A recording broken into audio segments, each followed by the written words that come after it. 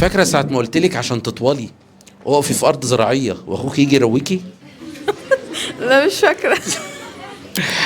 جنى، لما يكون عندك طالبه عسل كده ما شاء الله زي القمر ويجي لها مجموع بشري بس امها تقول لها تخش اسنان وتسمع كلام ماما وتبقى ما شاء الله عليها من الناس المتفوقين طول السنه، تعال نعرف قصتها كده.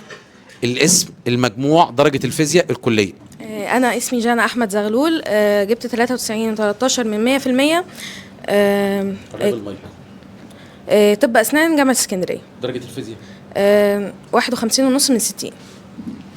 ما شاء الله يا جنى، ما شاء الله، انت كده عملت اللي عليكي. بس هي ماما مسيطره عليكي قوي كده؟ بحب أعمل لها اللي هي نفسها فيه بصراحة. خوف؟ لا، عشان ترضى عني. عشان ترضى عنك. يعني هو انا ممكن كل تصرفاتي ومذاكرتي وحياتي علشان ابويا وامي، ولا امي بس؟ الاتنين برضو يرضوا عني، بس ماما الاول. اه. طب هي مره ما رضتش عنك، واحكي لنا ايه اللي حصل بسبب عدم رضاها. بتخاصمني طبعا. انت اترعبتي واضح من السؤال. هي طبعا بتخاصمني ولازم تذلني عبال ما يعني نتصالح يعني. الامهات كلها كده. فتقعد طبعا تغيظني وحبايبي بقى عيالها التانيين بقى اخواتي وانتي لا وكده بقى. احكي لنا تصرفاتها ايه مع حبيب امه. مين حبيب امه عندكم؟ الولد مش حبيب امه؟ لا هو حبيب ابوه. الولد حبيب ابوه وانت حبيب امه. ما شاء الله. ده انتوا ماما، ده انت ماما صاحبتك بقى. عشان كبير. ويوم ما تغضب عنك تقعد تشكر فيه. تقلب عليا انا بقى. وانت بتقضي الفتره دي ازاي؟ لا عادي بقى، بحس ان انا مش فارق معايا وانه عادي بقى احبيه، بس انا طبعا من جوايا يعني كائنات ما يعلم بها الا ربنا، والله العظيم، والله العظيم. حتى الام وبنتها بيمارسوا اللي يعني. طب انت متوقعه ماما هتبقى حما عامله ازاي؟ لا طيبه، عشان هي غلبانه قوي بصراحه. واضح. طب يعني احنا عموما بندعي له ان هو يكون عنده ثبات كده انفعالي، لان واضح ان ماما انت عندها غاليه قوي، فلو هجس معاكي هتبقى ايامه سواد بصراحه يعني. لا هتمسكوا ترنوا علقه. ترنوا علقه. ماما طيبه. طب ماما الطيبه العسل دي احنا بنوجه طبعا، احنا بنهزر طبعا يعني. انا زي ما قلت واضح ان في كل الطلبه الام مؤثره، يعني الام عاطفتها قويه. يعني انت كنت بتذاكري بسبب ماما. هي ماما يوم النتيجه عملت ايه؟ بصراحه هي كانت اكتر واحده مبسوطه يعني، وعيطت طبعا دموع فرحه وانتوا على طول بتعيطوا؟ يعني لسه بنتكلم يعني مع فرح كله غضب بقى، كله عياط يعني. طب في وسط الدراسه اثناء المذاكره كنت بتعيطي؟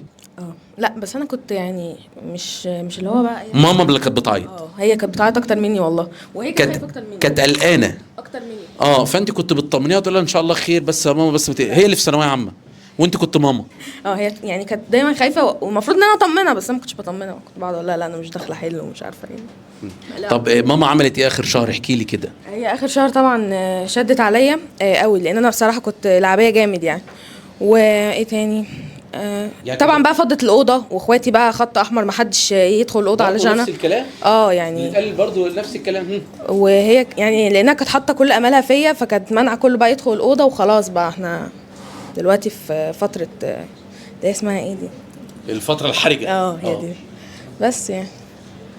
البرنامج اليومي بتاعك كده سريعا كده قولي لنا، كنت بتصحي الساعه كام وبتعملي ايه عشان الناس عايزه تروح دروس خلاص؟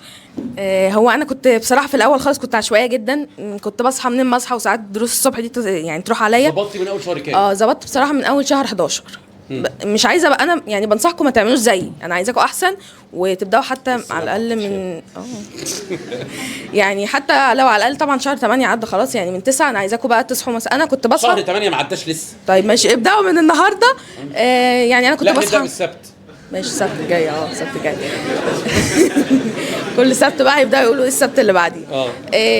انا كنت بصحى الساعه 10، ببدا دروسي من الساعه 12، كنت بخلص 4، بروح اتغدى وانام، وبعد كده اصحى اشوف اللي ورايا بكره. يعني انا كنت بخلص كل حاجه اول باول.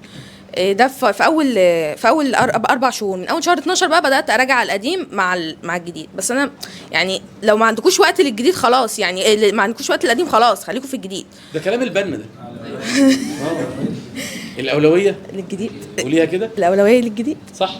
ايه تاني؟ شهر 5 بقى. شهر 5 بصراحه انا كنت مراكمه جدا في الاخر وتوترت.